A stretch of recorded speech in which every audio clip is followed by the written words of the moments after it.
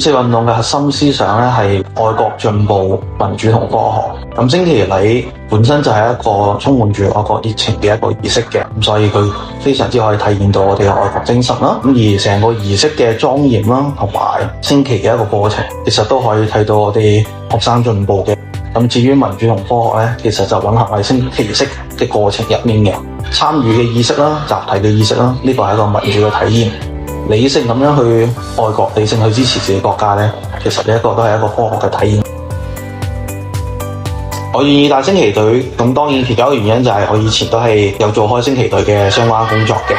咁另外一個原因當然就係希望可以培養自己嘅學生更加有呢個愛國心啦，去傳承翻呢個愛國嘅思想。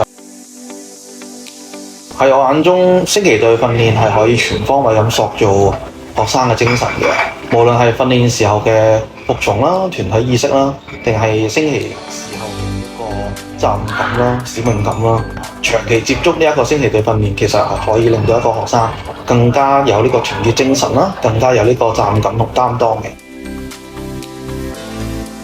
五四嘅冷知識咧，其實可能好多人都唔知道啦。咁喺五四嗰一日嘅其中一個最高峰嘅活動火燒趙家樓入面啦，第一個衝入去趙家樓嘅嗰個人，其實係北京師範大學嘅一個學生康回生嚟嘅。佢後尾亦都成為咗一個老師。咁所以可以睇得出，其實喺呢一場五四運動入面啦，青年嘅學生同埋未來嘅人才啦、老師啦，咁其實都係好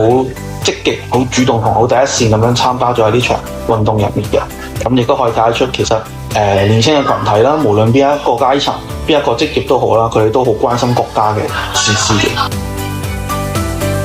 當然就係要胸懷國家、追求進步，用民主嘅心態包容別人，用科學嘅理論去追求學習，成為一個有理想、有擔當勇於去承擔嘅新嘅年輕人咯。